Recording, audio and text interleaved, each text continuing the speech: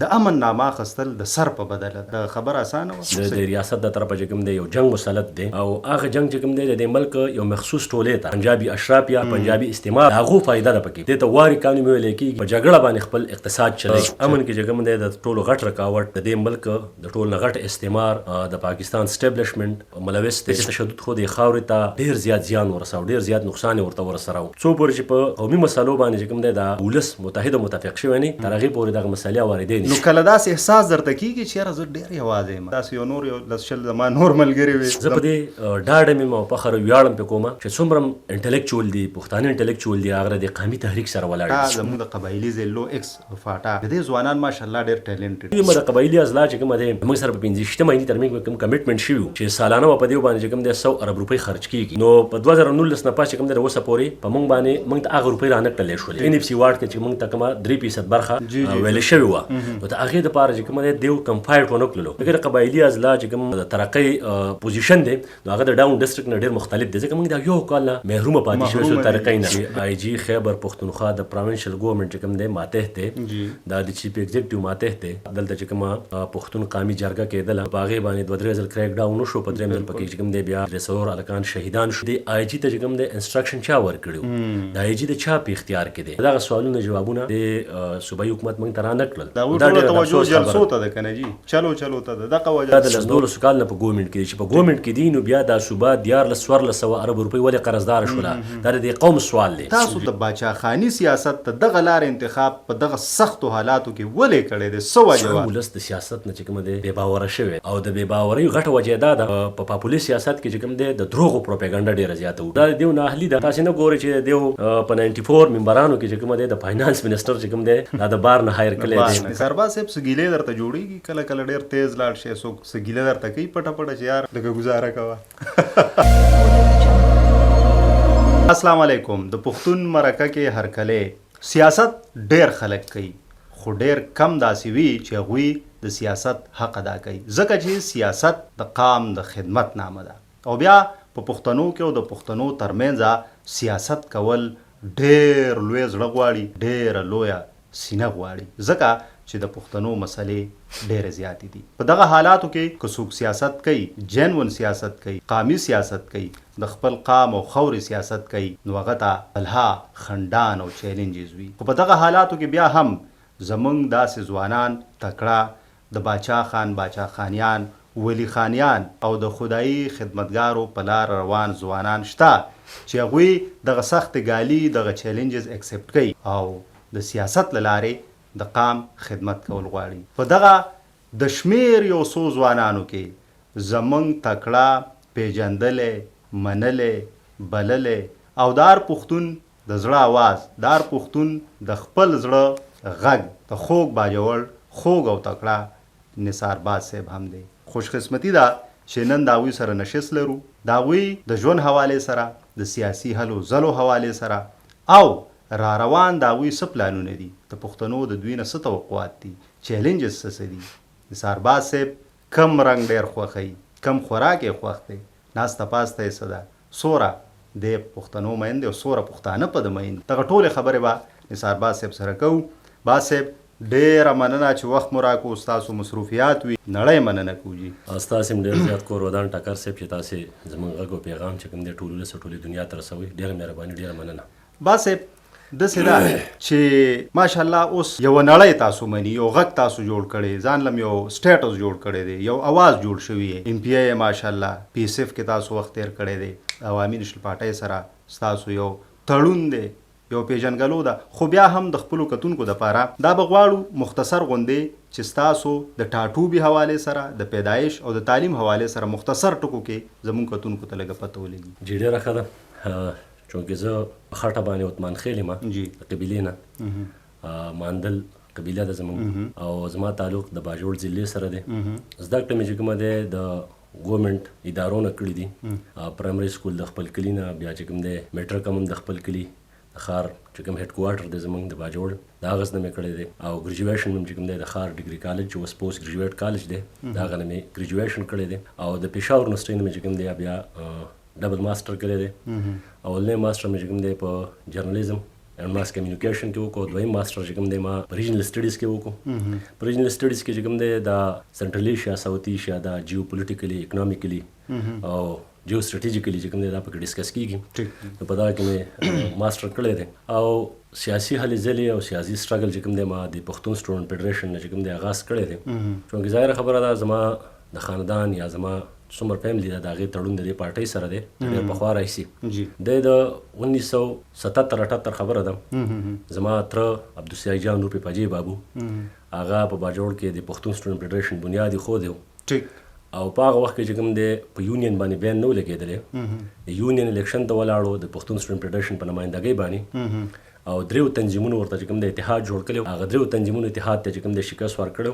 په هغه کال باندې چې کوم دی په ټوله پښتونخوا کې 3 یونټې ګټل شوي وي چې یو یونټ پکې د باجوړ ښار ډیګري کالج و، یو پکې اسلامیه کالج و او یو بل یونټ و د هغې ماته دا وخت علم نشته دی خو 3 یونټې ټولې په ټوله صوبه کې ګټل شوي وي. نو دا موږ ته چې کوم دی دا سیاست او بیا د ملت پالنې سیاست د دې قامي تحریک سره تړون او تسلسل په ګوټي کې درته دا موږ ته چې کوم دی په وراثت کې پاتې شوی. ټیک دی، صحیح، زبردست. دغه وجه ده باز صاحب چې تاسو ته دغه سیاست، خدا سیاست آسان نه دی، باچاخاني سیاست، قامي سیاست. پوښتنه مې دا د مختصر او دغه چې زموږ د فاټا، زموږ د قبایلي ضلعو ایکس فاټا د دې ځوانان ماشاءالله ډېر ټیلنټډ دي. د سیاست لاره ډېره ګرانه ده چې ستاسو غوندې ایجوکیټډ پکې وي نو هغوی ایجوکیشن طرف ته لاړ شي. تاسو د باچاخاني سیاست ته دغه لارې انتخاب په دغه سختو حالاتو کې ولې کړی دی؟ څه وجه وه؟ د زړه کم درد داسې و چې دې طرف ته راغلی؟ حقیقت خدا ټکر صاحب چې عوامي نیشنل پارټي چې د خدای خدمتګار تحریک تسلسل دی او عوامي نیشنل پارټي د دې خاورې سیاست کوي، د دې قام سیاست کوي. د دې پارټۍ سره زموږ تړون چې کومه دی دا په شعوري ډول باندې دی، په فکري ډول باندې دی. ټیک دی. او په یو نظریه باندې چې کوم دی موږ د دې قامي تحریک سره روانې سو، ولاړې سو سره، ځکه چې دا زما د خاورې سیاست کوي، زما د قام سیاست کوي،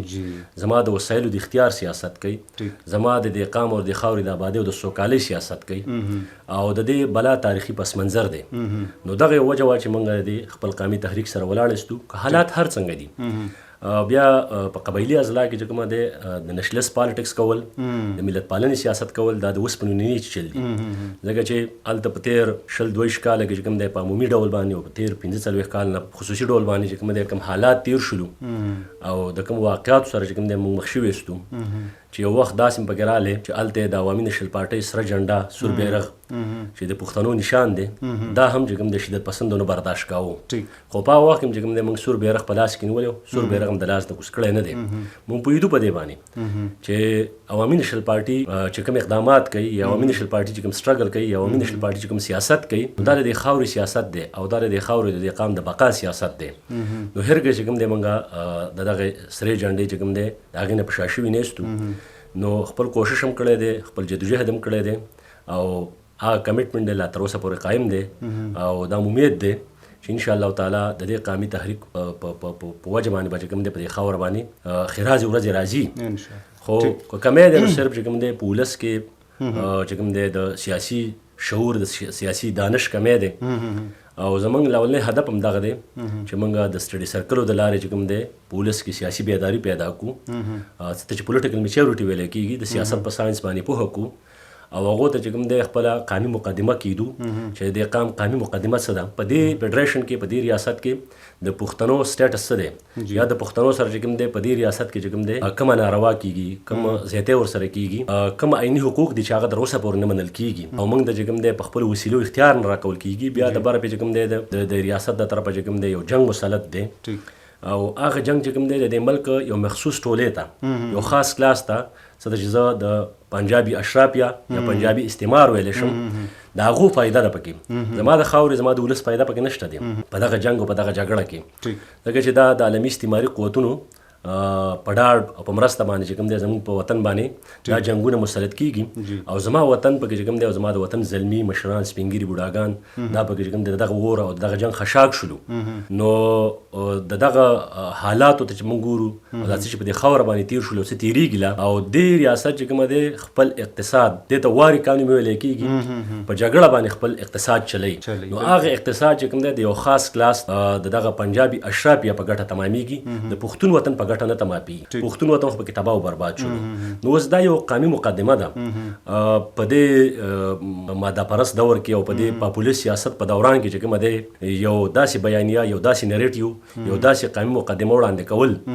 نو د هغې دپاره چې کومه دی حالات سازګار کول د هغې دپاره کار کول دا ډېر ګران دی مشکل دي بیا موږ خپل کوشش کوو چې یاره ولس چې کومه دی دا په دې باندې پوهه کړو او ولس ته چې کومه دی دا پوهه او فکر ورکړو صحیح بالکل سرباز صاحب تاسو خبرو کړه ګران دي ډېر ګران دي زموږ په قبایلي ضلعو کې په خصوصي توګه او زموږ په دې پښتونخوا کې په عمومي توګه د امن نامه اخیستل د سر په بدله ده تاسو ماشاءالله په دې ځوانۍ کې په دغه سختو حالاتو کې چې اگینسټ آل آډز یعنې ډېر عجوبه غوندې وه چې هر ګوند داسې ټیټ غوندې و یو خاص مکتب فکر یو سوچ بالا دی او د هغوی پاپولیرټي ده تاسو په هغې کې راووتئ خو د یوې بیانیې په زور یو اواز هم اوچت کو د امن نثارباز او امن ناظم ملزوم د ماشوم په ژبه امن او د نثارباز ټکی جوړ شو د خبر اسانه وه څه چیلنجز و تھریټس و چیلنجز خو چې ته کله هم په دې خاص کر په قبایلي اضلاع کې یا زموږ په وطن کې چې کله دا خبره ته کې ته خپل ولس له امن غواړې خپلې خاورې له امن غواړې نو لازمه خبره ده چې ته د یو خاص کلاس چې کوم اقتصاد دی هغه چیلنج کې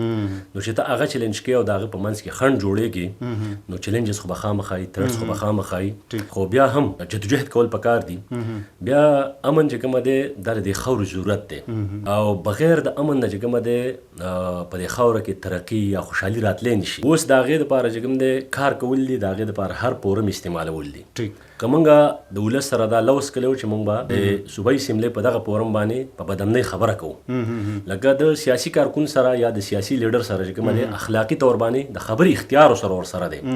لکه سیاسي کارکون یا سیاسي لیډر خو چې کوم دی ټوپک نشي راغیستلی او بیا خو موږ د عدم تشدد د فلسفې پیروکار یستو نو موږ خو په دغه باندې عقیده هم نه لرو چې ټوپک دې راواخیستلی شي موږ خو د تشدد نه چې کوم دی کرکه او نفرت کوو ځکه چې تشدد خو د خاورې ته ډېر زیات زیان ورساو ډېر زیات نقصان یې ورته ورسره و دا تېر 22 کاله چې کوم دی تبایانې تشدد وکړل کرکه او نفرت یې پیدا کړلو نو دا د سیاسي خلکو سره چې کوم دی صرف دغه فورمز دي چې هغه د پارلمان په پلور باندې خبره وکړي هغه په جرګه کې خبره وکړي هغه چې کوم دی جلسه وغواړي په کې خبره وکړي هغه چې کومه دی د میډیا د لارې خبره وکړي او ولس منظم کړي تر څو چې ولس منظم شوی نه تر هغې پورې چې کومه دی کوم چیلنجز چې د قام او د خاورې ته راپېښې دي دا چیلنجز او دا مسایل چې کوم دی حل کېدی نشي او د هغې دپاره چې کوم دی نه امیدي هم نه ده پکار موږ له به هر پورم استعمالول پکار دي چې تر څو ولس چې کوم دی دا بیدار کړو او دا ولس چې کوم دی په قومي مسلو باندې متفق او متحد کو څو پورې چې په قومي مسلو باندې چې کوم دی د ولس متحد او متفق شوی نه تر هغې پورې دغه مسلې اورېدی نشي د هغې دپاره چې کوم دی سټرګل دی او جدوجهد دی او د دغې د لارې لګې خپل کوشش کوو مسلسل جدوجهد دی تاسو نثارباز صاحب یو خبر وکړه د پارلیمان دغه فورم ډېر زیات مهم دی په دغه پارلیمان کې زموږ د صوبایي چې کومه اسمبلي ده د پښتونخوا نو دې کې شپږ شلې زموږ ممبران دي مختلفو ګوندونو اکثریت پکې د یو ګوند ډېر دی خو یو اواز پکې کړنګېږي او هغه زموږ د نثارباز صاحب څه وجه ده نثارباز صاحب چې ستاسو دا اواز په سوشل میډیا اندا چې مخالفین هم که چېرته ګورئ جي د استادانو احتجاجي نو د باز صاحب پکې کمې محسوسېږي وي باز صاحب راغلی که نه که چېرته د ډاکټران وي که چېرته نوره مسلې څه وجه ده کم داسې جادو دی تاسو سره چې دا خبره تاسو ورسوئ او خلکو ته ورسېږي اندا چې مخالفین هم تاسو د هغې بیانیې سره بیا ورو مطلب چې مرۍ وړي ډاکټر صاحب داسې ده چې موږ که په اسمبلۍ په پلور باندې ټیک او یا چې کوم دی په هر ځای کې ولس غواړي چې دوی دې زموږ سره لازم چې کوم دی شرکت په دغه غونډه کې وکړي موږ زمینی حقایق بیانو موږ د ولس چې کوم احساسات او جذبات دي د هغې ترجماني کوو او دغه زمینی حقایق چې کوم دی په بې باکۍ سره بیانو چې ولس د کومو مسایلو سره مخ دی او مسلې کوم قوتونو جوړ کړي دي نو هغې ته چې کومه دی آینه ښیو چې بای دا مسله دا د ګورمنټ دا مسله چې کومه دی دا د مقتدرو قوتونو د پیدا کړې ده نو هغه زمیني حقایق بیانول د هغه ولس د احساساتو او جذباتو ترجماني کول نو دغه وجه کېدی شي زما په نظر کې چې ولس زمونږ اواز ته غوږ دي او ولس زمونږ اواز خوښوي د ذات په حوالې شي نو موږ یو عام سیاسي کارکون یم او د یو عام سیاسي کارکون په حیث باندې چې کوم دی کوشش هم دی چې د خپل قام حقیقي ترجماني وکړو او د حقیقي ترجماني دپاره که موږ ته هر فورم میلاویږي چې په هغه فورم باندې موږ ودرېږو او د خپل ولس او د خپل قام او بیا د مظلوم او د محکوم ولس د دردېدلي او د ځپلي ولس چې کومه دی د هغې ترجماني وکړو او د هغو غږ جوړ شو زرباز صاحب یو عجیبه غوندې پوښتنه مې ذهن ته راغله تاسو خبره کوئ او ډاډه خبره کوئ هغه که په جلسه کې په سټیج خو بیا په اسمبلی کې لکه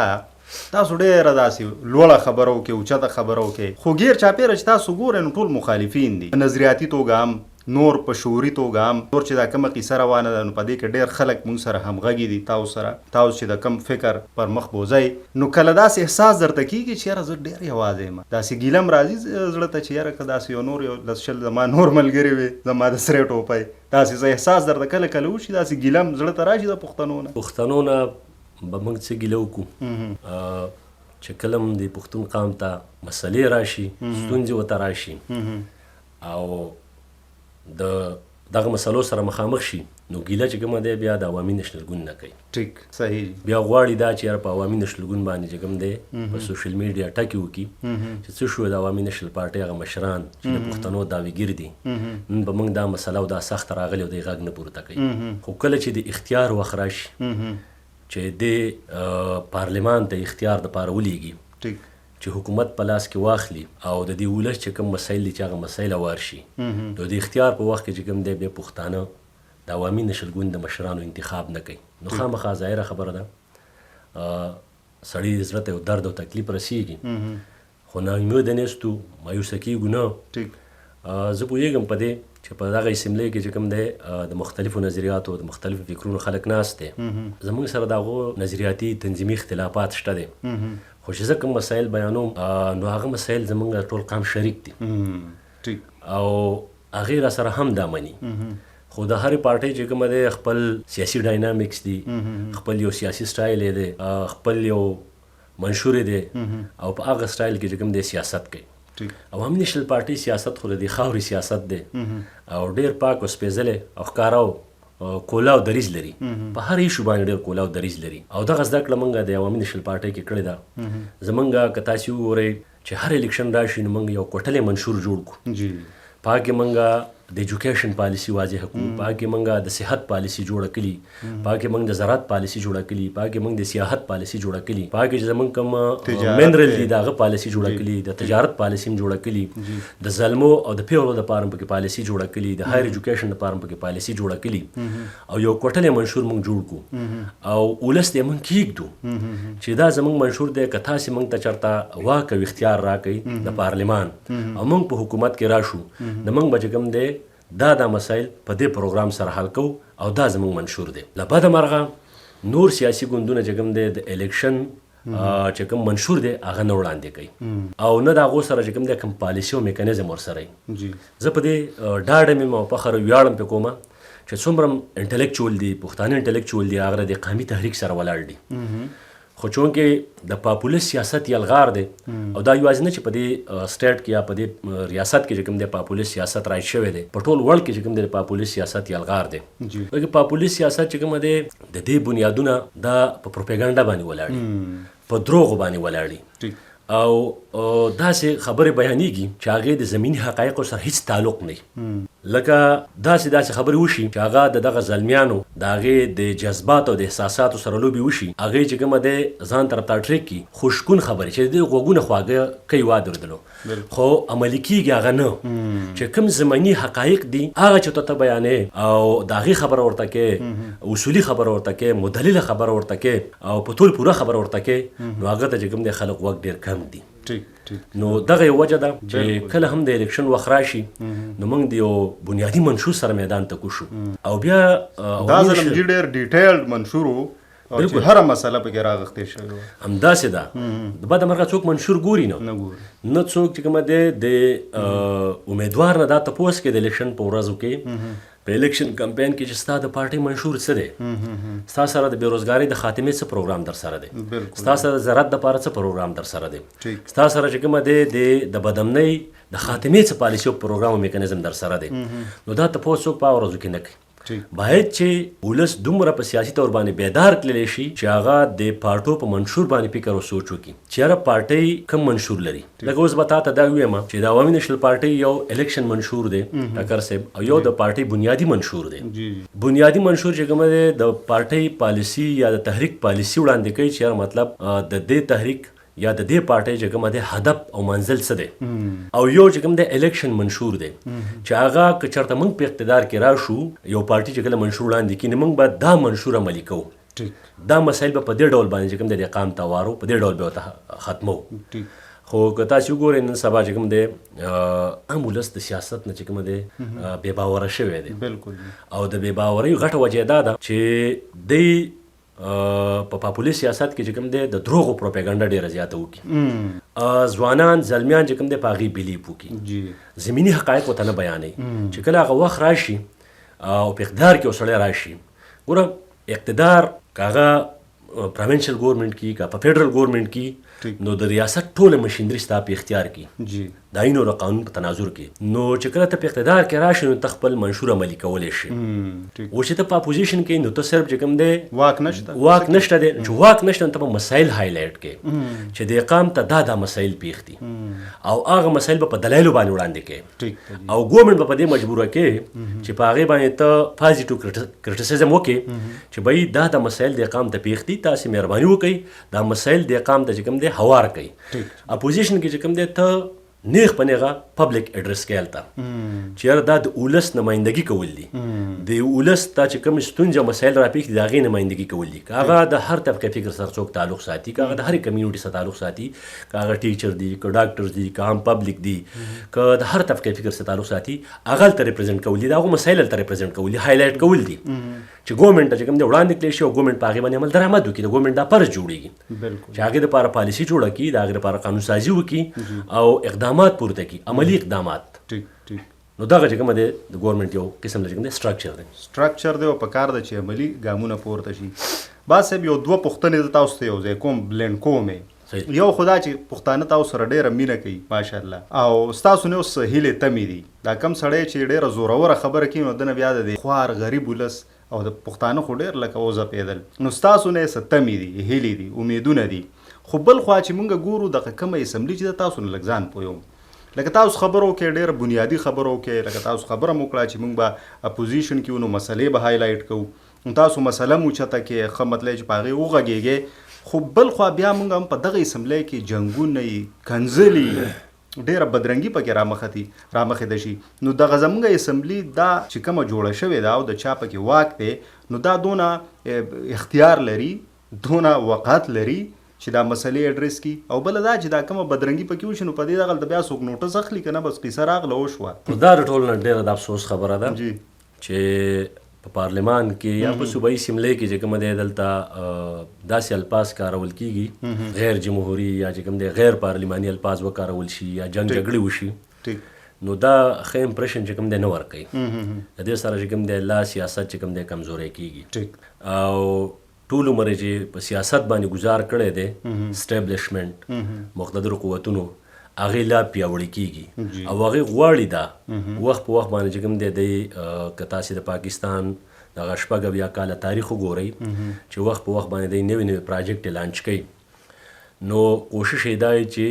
ولس چې کوم دی په سیاست بې باوره شي، ولس چې کوم دی په نیشنل اسمبلی یا په صوبایي اسمبلی بې باوره شي. نو موږ خو په اسمبلی کې ملګرو ته کولیګس ته دغه وایو چې یاره د دې اسمبلی خپل چې کوم دی یو وقار دی، د دې اسمبلی خپل یو سټیټس دی، په کار دا ده چې د هغه وقار هغه سټیټس خیال وساتلی شي او دا د 15 کروړ پښتنو نماینده جرګه یا اسمبلی ده، په دې کې چې کوم دی موږ له په کار دي چې په مسایلو باندې بحث وکړو، قانون سازي وکړو او په دلایلو باندې خبره وکړو، د روایتي جلسو جلوسونو په انداز کې نه، ځکه چې دلته فیکټس اینډ فیګر بیانول په کار دي. خو له بده مرغه تاسې په خپله باندې څنګه نوټس کړې ده چې دا قسمه واقعات پکې کېږي. بلکې زه د صوبایي حکومت چې کومه د واک خبره وکړم چې د سره څومره واک دی، نو دا خو په دې صوبایي حکومت په چې کومه دی ډیپینډ کوي چې ته په دومره بلا میجارټي باندې راغلی نو بیا ولې ورسره واک نشته دی. دا خو بنیادي سوال دی. صحیح. که تاسې وکتل دلته ډېر داسې واقعات وشولو چې په هغه کې موږ به د اسمبلی په پلور باندې وې چې آی جی خیبر پښتونخوا د پروینشل ګورنمنټ چې کوم دی ماتحت دی، دا د چیف ایگزیکټیو ماتحت دی، نو دی چې کله خاص کر دا دلته چې کومه پښتون قومي جرګه کېدله نو په هغې باندې 2-3 ځل کریک ډاون وشو، په درېیم ځل پکې چې کوم دی بیا 300 هلکان شهیدان شولو، 10-12 پکې زخمیان شولو. نو دا سوال موږ د اسمبلی په پلور باندې پورته کړو چې د آی جي ته چې کوم دی انسټرکشن چا ورکړي، د آی جي د چا په اختیار کې دی، دا چې کوم دلته د اف سی کم کمانډر دی دا چا په اختیار کې دی چې دا ورځي او دغلته چې کوم دی په دغه هلکانو چې غیر مسلح دي په ورم نه ناست دي او په هغې باندې کوم دی وایلنس کوي نو د دغه سوالونه جوابونه د صوبایي حکومت موږ ته رانه کړل نو ظاهره خبره ده چې د واک اخیستلو په چل باندې پوهېږي بیا نه او یا به یې چې کوم دی ځان ناغرضه کړی بله خبره دا ده چې د وفاق سره چونکې موږ د دې فیډریشن یو اکایي استو د وفاق سره موږ په یو کانسټیټیوشن باندې چې کوم دی د نورو قومونو سره په یو آیین او په یو دستور تړل شوي استو په هغه دستور کې چې کوم دی د قانون او د ولسونو چې کوم دی حقوق محفوظ دي نو چې کله موږ د دې صوبې د حقوق خبره کوو نو د هغې دپاره چې کوم دی په دغه آیین کې 2-3 داسې فورمونه شته دی چې په هغه فورمونو باندې چې کوم دی ته د دې صوبې مقدمه ایښودلی شي لکه اوس زه خبره کومه چې زمونږ دلته کومه د اوبو یا د بجلۍ د رایلټي خبره ده یا د ګیس د تیل د رایلټي خبره ده نو د دغه رایلټي اخیستلو لپاره هغه فورم استعمالول پکار دي چې هغه فورم استعمال شي او هغه رایلټي ته واخیستلی شي او د صوبې ته راوړلی شي او دا صوبې په دې ولس باندې خرج کړي له بده مرغه په دې باندې غور نه کېږي دې ته توجه نه ورکول کېږي بار موږ د دې یاد دهاني ورته کوو خو په دې باندې کوم دی غور او فکر نه کېږي دا ټوله توجه جلسو ته ده که نه جي چلو ته ده دغه وجه ده نو چلو یا چې څومره جلسې جلوسونه دی کوي دا هم د دې جمهوري حق دی چې دی په ورم نه احتجاجونه جلسې جلوسونه د خپل قیادت د خپل لیډر دپاره وکړي خو دلته چې کوم دی ولس ته به دی څړلې ورکوي ځکه دی په ګورمنټ کې دي او بیا د 10-12 کال نه په ګورمنټ کې دي چې په ګورمنټ کې دي نو بیا دا صوبه 1400 ارب روپۍ ولې قرضدار شوله دا د قوم سوال دی چې دا ولې بیا قرضدار شوله بیا چې کوم دی که ته کمپټیشن کې ټیک ده ته د فیډرل ګورمنټ سره په ټسل کې ځې نو هغه خپل یو سیاسي انداز باندې کولو له پکار دي خو د فیډرل ګورمنټ نه په خپل حق راوړلو باندې کمپرومایز مه کوه خپل حق خو ترې وغواړه هغه ترې راوړه هغه چیلنج کا د قبایلي اضلاع چې کومه دی موږ سره په 15 مایني ترمنځ کوم کمیټمنټ شوي چې سالانه په دې باندې چې کوم دی 100 ارب روپۍ خرج کیږي نو په 2019 نه پاس چې کوم دی اوسه پورې په موږ باندې موږ ته هغه روپۍ رانه کړلې شولې ان اف سي وارډ کې چې موږ ته کومه 3% برخه ویلې شوې وه نو د هغې دپاره چې کومه دی دیو کم فایټ ونه کړلو ځکه د قبایلي اضلاع چې کوم د ترقۍ پوزیشن دی نو هغه د ډاون ډسټرکټ نه ډېر مختلف دی ځکه موږ دا یو کال نه محرومه پاتې شوی سو طریقې نه ډېر او ولس ته ډېر د احساسي محرومۍ ښکارم دی لکه اوس مطلب دا دی که دیو چېرته د وفاق نه زموږ دغه برخه راوړي دا 2024 روان دی شپږ نیم سوه ارب روپۍ په وفاق باندې زموږ جوړېږي چې هغه روپۍ راوړي او په دغه مظلومه محکوم او په دغه دردېدلي او ځپلي قام باندې خرج کړي د ترقۍ په مد کې یونیورسټۍ جوړې کړي کالجونه جوړ کړي او هلته چې کوم دی انډسټریل زون جوړ کړي هلکانو ته روزګار ورکړي زراعت ته وده ورکړي زموږ د 80% چې کوم دی ډیپینډ د خلکو دا په زراعت باندې دی نو هغه ته وده ورکړي خو افسوس کولی شو بیا دې کې سوال دا پیدا کېږي نثارباز صاحب چې لکه دونه لوی اسمبلی دا دونه خلکو دې باندې په اکثریت باندې اعتماد کړی تاریخي اعتماد د 18 آئینی ترمیم خواږه کم چې 13 د عوامي شل پارټۍ په حکومت کې هغه لږ وخت پاتې هغوی کې راغلي دوی ولې هغې کې ناکامه دي نه اهله دي که وفاق ورسره زور جبر کوي دا ولې نه غواړي دوی یا راوړی نه شي څه دې کې مسله ده وفاق جبر او زور خو چې کوم دی په 13 لاول ټینور کې دیو ته چې کوم دی په وفاق کې ګورمنټ نو په پوزیشن کې په سترانګ پوزیشن باندې خو په دې دویم ټینور کې خو چې کله دی راوستل شلو نو په وفاق کې مو د حکومت په دې صوبه کې حکومت په کار دا چې په هغه وخت کې هغه 3 کاله 3.5 کاله کې چې کوم دی هغه حقوق د صوبې ته ورکړل شي نو دا دا به دیو نه اهلی ده که نه اهلی نه وي نو په کار دا ده چې دغه حق یې اوس د وفاق نه غوښتلی وي او هغې ته راوړی وي خو اوس وفاق جبر کوي نو موږ ورته ویلي چې اپوزیشن به ستاسې سره چې کوم دی ولاړي په دې ګام کې د قام په خاطر باندې د دې خاورې د ولس په خاطر به سره ولاړي د تاسې د وفاق نه خپله برخه وغواړي چې په دې قام باندې خرج کړلی شي موږ ورته دا فلور اف د هاوس ویلی دي خو دا دیو نه اهلي ده تاسې نه ګورئ چې دیو په 94 ممبرانو کې چې کومه دی د فاینانس منسټر چې کوم دی دا د بار نه هایر کړی دی په 94 ممبرانو کې چې کوم دی دیو وزیر اطلاعات دغه چې کوم دی د بار نه هایر کړی دی نو د 94 ممبرانو کې څوک دومره قابلیت والا یا په معیار په سیاست په ساینس پوهه نه دی چې هغه دغه فاینانسینګ چې کومه اهمه ذمهواري ده او هم چې کوم دی وزارت دی چې هغه سنبال کی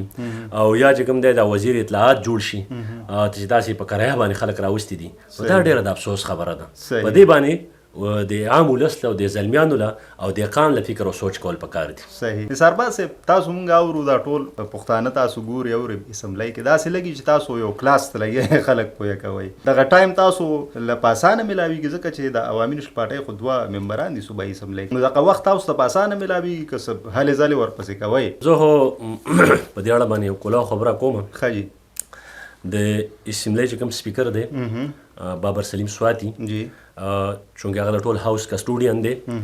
زه د هغه مشکور یم چې هغه اپوزیشن د ټایم ورکوي څومره ټایم چې ګورنمنټ ته ورکوي هغومره ټایم اپوزیشن ته هم ورکوي او چونکې دا د دې اسمبلی تاریخي روایات پاتې شوي دي چې اپوزیشن او ګورنمنټ ته چې کوم د یو شان موقع ورکول کېږي چې هغې خپله خبره وکړي هغې چې کومه دی قرارداد راوړي هغې چې کومه دی کوم د قانون سازۍ دپاره کوم تجویز راوړي یا کوم په مسله باندې خبره کوي نو په دې اړه باندې چې کومه دی د اسمبلی دا کوم ټایم چې موږ ته میلاویږي نو په دغه کې بنیادي د سپیکر صاحب یو کردار شته دی چونکې زه ډېر زیات ریالسټیک اپروچ والا انسان یم سمې چې په زړه یم په خوله باندې په دې کې چې کوم دی دغه ضرورت نشته دی هغه دې کې یو کردار بنیادي ادا کوي یو بهترین هاوس اف کسټوډین دی. صحیح. نثار صاحب څه ګیلې درته جوړېږي کله کله ډېر تیز لاړ شي څوک څه ګیله درته کوي پټه پټه چې یار لږه ګزاره کوه؟ ګیلې په خپل ځای باندې ښه جي مونږ پوهېږو په دې باندې چې کله ته دغومره په بېباکۍ سره بنیادي مسایلو باندې خبره کوې نو ډېر قوتونه د چې کوم د تکلیف رسېږي او د هغو چې کومه پالیسي ده یا چې د هغو کوم پروګرام دی نو په هغه کې ته خنډ جوړېږي نو خامخا هغو ته خو به تکلیف هم رسېږي او هغوی به تا ته چې کوم دی په څه نه څه شکل کې د زور درکولو کوشش هم کوي خو بیا هم دا هر څه موږ مخې ته لیدل او دا حالات هم جج کړي دي او پوهېږو په دې باندې چې د دې قیمت ادا کول ته موږ تیار یستو که د سر په بدل باندې ولې نه او دا موږ په خپل الیکشن کمپین کې ویل او د الیکشن کمپین نه مخکې به هم دا خبره موږ کوله او دا آن د ریکارډ ده په میډیا باندې شته دی په سوشل میډیا باندې شته دا نه دي چې یوازې موږ د الیکشن کمپین کې دا خبرې وکړلې بلکې موږ د 2010-2011 نه مسلسل چې کوم دی لګېستو او دغه خبرې او دغه مسایل او دغه بیانیه چې کوم دی مخ په وړاندې باندې وړو د هغې دپاره سټرګل کوو نو دا موږ په هغه وخت کې مې ویلي اوس هم وایو چې که د قام په حق باندې څوک هم دار ته خېجوي نو دار خطلو ته تیار یستو خو په قام په حق باندې کمپرومایز کولو ته تیار نه یستو ځکه موږ دا د خپل قام سره د خپلې خاورې سره دا لوس کړی دی او بیا د دې قامي تحریک چې کومه دی که تاریخ موږ وګورو نو د قربانو نه ډک دی په زرګاو شهیدان د قامي تحریک ورکړي د خاورې په خاطر ورکړي دي د بالا ځوانانو مشرانو ځوانۍ چې کوم دی په جیلونو کې تیری شوي دي په خپله باندې باچا خان رحمت الله علیه چې 14 کاله جیل یې خوړلی د قام په خاطر یې خوړلی د ازادۍ په خاطر یې خوړلی دی د قام د ژغورلو په خاطر یې خوړلی دی خان عبدالولي خان بابا چې زما دپاره زما رول ماډل دی او زه د هغه د سیاست نه انسپایر یم زه چې څومره انسپایریشن اخلم د ولی خان بابا د سیاست نه اخلم هغه زمونږ اتل دی هغه د دې قام په خاطر د دې خاورې په خاطر باندې کوم دی جیلونه خوړلي دي او د دې قام او د خاورې په خاطر د هغه جایدادونه چې کوم دی دا نیلام شوي دي ضبط شوي دي او سرکار ضبط کړي دي داسې پسې راځه اسفندیار ولی خان ملي مشر الله ورته روغ صحت ورکړي د هغه قربانۍ چې دلته په ټارچر سیلو کې چې کوم دی شپږ اووه کاله پې تېر کړي دي او کوم وهل ټکول یې خوړلي دي کوم ظلمونه زیاتی ورسره شوی دی خو د دې قام په خاطر ورسره شوی دی د ولس په خاطر ورسره شوی دی چې د دې قام حق یې غوښتلو د دې پښتنو د بچو د نوڼۍ تپوس یې کاو د حق د نوڼۍ تپوس یې کاو او هغه دغه وه چې په دې موجوده ریاست کې په دې فیډریشن کې د 4 کاله چې څومره جدوجهد د قامي تحریک وکړلو نو د بلا حالاتو نه تیر شوی دی 2 واره 3 واره په دې باندې چې کوم دی بیان ولګېدلو د دې ټول قیادت جیلونو ته واړول شولو کوشش یې دا چې دا نظریه دا فکر او دا سوچ ختم شي خو دا نظریه او دا فکر او دا سوچ هرگز نشي ختمېدلی دا چې کوم دی یو منظم تحریک دی دا یو منظمه پارټي ده دا چې کوم دی یو مفکوره ده یو بیانیه ده یو نظریه ده او نظریه کله هم نشي ختمېدلی دا نظریه نسل در نسل منتقل کیږي بالکل یو نظریه کله هم نشي ختمېدلی او چې بیا د نثار باز په شانتې پوهه ځوانان تکړه ځوانان باشعوره ځوانان بلکې اوس سیاسي مشران وي نو هغه نظریې پرمختګ کوي نثار باز صاحب ډېرې قیمتي خبرې ډېرې معلوماتي سیاسي او درنې خبرې وشوې اوس لږ راځو دا خبرې تاسو ته راغونډو نثار باز ته شخصیت ته لږې اوس لږې ترسکونه او خوږې خبرې کوو. تاسو له د باجوړ خلکو ډېر په مینه ووټ درکړه. مینه سره ټول پښتانه کوي، که د لر دي که د بر دي. په نړۍ کې تاسو ماشاءالله یو ځای جوړ کړی دی. موږ ویاړو فخر کوو چې تاسو سره ملو شو. لکه اعزاز خبرې تاسو نره خبره کوئ. څه ارمان مو دی ده خصوصا د باجوړ دپاره او بیا د پښتونخوا دپاره چې هغه وشي؟ اول خو زه ستاسې د پوډکاسټ په ذریعه باندې هم د خپل باجوړ د غیرتي ولس شکریا ادا کوم او مننه کوم او چې هغې په ما باندې کوم باور کړی دی. خو دی هغه وخت نه راولي چې زه خپل قام خپل ولس مایوسه کړم. زه به همیشه کوشش کوم چې د دې د احساسات او جذباتو ترجماني وکړم او د دې چې کوم حقوق دي چې په هر صورت چې هغه حقوق چې کوم دی ورته راوړم. ارمان خو زمونږ چې کوم دی دا د هر پښتون ارمان دی، یوازې نه چې دا به د نثارباز ارماني ارمان دغه دی چې په دې خاوره باندې امن راشي، چې په باجوړ کې امن راشي، په پښتونخوا کې امن راشي. او بغیر د امن نه چې کوم دی ژوند کول دا ډېر ګران دی. دا د ډېر لوی تکلیفونو کړاوونو سره دی، د لوی دردېدلو سره دی، د خفګان سره دی. نو دغه یو ارمان هم دی چې خدای پاک چې کوم دی په دې خپل وطن باندې، پښتونخوا وطن باندې، په باجوړ کې، په مومند کې، په خیبر کې، په دې خاور باندې امن راشي. دغه یو ارمان هم دی او د هغې دپاره چې کوم دی هڅې دي. او په دې موږ پوهېږو چې په امن کې چې کوم دی د ټولو غټ رکاوټ د دې ملک د ټول نه غټ استعمار د پاکستان سټیبلشمنټ ملوث دی، چې هغې یو وخت کې د خپل ډیپ سټیټ پالیسو دپاره د عالمي استعماري قوتونو د ایجنډو پوره کولو دپاره چې کومه دی دلته په دې خاوره کې د بدامنۍ د تخم وکرلو او دلته پرایویټ ملیشې جوړې کړلې او د هغې نه اوس چې کومه دی دغه شي ته د مخکې په دې باندې هغو ته امداد میلاوېدلو، ډالر میلاوېدلې. اوس یې چې کومه دی جنګي اقتصاد جوړ کړی دی. اوس چې کوم دی په بدامنۍ کې د دې ګټه ده. خو زما د وطن، زما د خاورې په کې چې کوم دی نقصان دی او تباهي ده. نو موږ به د دغه بدامنۍ خلاف په ورم نه مبارزه کوو، جدوجهد به کوو، په هر پورم باندې به کوو، غږ به پورته کوو، خو که هر قسمه حالات مخې ته راشي. نثارباز صاحب د 21 جون نه وړاندې نثارباز او د هغې نه پس یعنې الیکشن مو وګټه، ماشاءالله MP شوې، څه بدلون راغلی دی په ژوند کې؟ سخت شوی دی؟ خلک څه وایي چې مطلب مخکې نثارباز څنګه اوس څنګه دی؟ زه خو یو عام کامن انسان یم او د میډل کلاس فیملی سره تعلق ساتم، یو سیاسي کارکون یم. بدلون صرف دومره راغلی دی چې په ما باندې ذمهوارۍ سیوا شوې دي. ټیک یعنی مخکې ژوند که آسان اوس ګران شوی دی؟ مخکې ژوند چې کوم دی ذمهوارۍ کمې وې، صرف د تنظیم او د پارټۍ ذمهواري وي. اوس د ټول قام ذمهوارۍ په ما په ولو باندې دي. نو احساس هم راته ډېر زیات دي، بوج هم را باندې چې کوم دی نفسیاتي دباو را باندې هم سیوی چې یاره څه خطا رانه ونیشي، یاره څه کمزوري رانه ونیشي. نو دغه بدلون راغلی دی چې په ما باندې بوج سیوا شوی دی او دغه بوج ته چې کوم دی ملا تړل ده. د لوی رب نه به چې کوم دی دعاګو ایستو چې موږ ته دغه توفیق راکړي چې موږ د خپل قام او د خپل ولس په امیدونو باندې پوره ورسیږو. صحیح. نثارباز صاحب ستاسو ژوند واقعي چې ګران دی، کله جلسه کې، کله احتجاج کې، کله اسمبلی کې، کله یو پروګرام، کله بل پروګرام، کور کې ورته ګیلې پیدا کېږي، ماشومان څه ګیلې کوي چې یعنې موږ له وخت اوس نه راکوئ، څنګه ټیکل کوئ؟ نو ظاهره خبره ده چې خپل خاندان لم ټیم ورکول پکار دي. خو ما ټول عمر چې کوم دی کل وقتي سیاست کړی دی. ټیک. څه روزګار چې کوم دی نه دی کړی، بلکې بس سیاست مو لکه هر څه دی، ژوند دی زموږ. نو دې نه زموږ خلاصون نشته دی. بیا زه د خپلې فیملي، د خپل وروڼو ډېر زیات مشکور یم، د خپلو دوستانو مشکور یم چې همیشه په هر موقع باندې زه سپورټ کړی یم په هر حوالې سره او ما ته هېڅ قسمه کمی نه دی راکړی، ځکه چې د هغو په برکت باندې ما ته وخت میلاو شوی دی او د هغه وخت نه ما پیدا اخیستې ده چې زه د خپل قام ولس خدمت وکړم، د هغوی په غم ښادۍ کې هم شریک شم، د هغوی چې کوم احتجاجونه یې کمی شوځي په هغې کې هم چې کوم دی ودرېږم او په هر ځای کې چې کوم دی د هغو نمایندګي هم وکړم. نو دغه وخت راکول لپاره چې کوم دی زه د خپلې فیملي، د خپل وروڼو خاص کر ډېر زیاته شکریا ادا کوم، د خپلو دوستانو شکریا ادا کوم، د هغې په دې کې چې کوم دی زما سره بھرپور تعاون دی. صحیح، بالکل. دا ځکه چې موږ اکثر داسې پوسټونه استادان هم لیدلي دي چې هغوی موږ ته نثارباز صاحب چې کوم دی د مصروفیاتو باوجود که هغه په میسنجر دی، که هغه په وټساپ دی، نو ډېر په مینه باندې ریپلای ورکوي. خو که څوک داسې وي چې هغوی میسیج وکړي نو بیا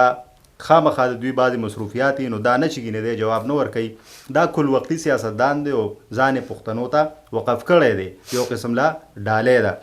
نثارباز صاحب ډېر ښکلې خبرې وشوې، ستاسو شخصیت، ستاسو هلې ځلې، ستاسو سیاست او په دې اسمبلی کې خصوصا چې تاسو کومه دا مقدمه وړاندې کوئ که نه نو ټول پښتانه تاسو ته سلام کوي. نو انشاءالله چې په یو نشست کې خو نه کېږي بیا به نشستونه کوو مونږ به حاضرې یو ستاسو په خدمت کې. خو زمونږ د پروګرام کې یو سیګمنټ دی ډېر مزیدار ریپډ فایر دی. مونږ به تاسو ته یو ټکی ږدو او تاسو یو ټکي کې ډسکرایب کوئ یو جمله کې یا یو ټکي کې یعنی هغه ټکی تاسو څنګه غنئ چې دا دې څنګه یې که نه لکه کنسیپ کوئ. نو دغه ریپډ فایر دی دا زموږ د خوښ هم دی او لکه مطلب چې د پښتون مرکه کې مونږ یو څو مشرانو سره دا مونږ ږدلی او ډېر ښکلی سیګمنټ دی. نو تاسو تیار یې مونږ ته؟ جی بالکل. ښه جي لومبی ټکی چې مونږ تاسو ته کوم ږدو نو هغه د ډېرو پښتنو خوښ دی دغه ټکی خوږ ټکی دی جی باجوړ د ګلونو وطن های د ګلونو وطن د نثارباز وطن باچا خان امان امیج ماونټن های اتل دی زموږ د دې خبر بالکل د خپلو غرونو سیال سړی بالکل زبردست. سیاست د قام او د ولس خدمت د قام او د ولس خدمت. سوشل میډیا د پیغام خورولو لار ټیک. پښتانه ډېر درانه او زړور خو د خپلو قامي ګټو نه ناخبر. ډېر درانه او زړور خو د خپلو قامي ګټو نه ناخبر. ډېر ښه نثار باسي. واه پښتونخوا جنت وطن های جنت وطن او پېښور د ګلونو خار های د ګلونو خار. ډېره مننه نثار باز صاحب. زړه مو نه کېږي چې ستاسو نه اجازت واخلو خو ستاسو مصروفیات دي په دوره مصروفیاتو کې مونږ له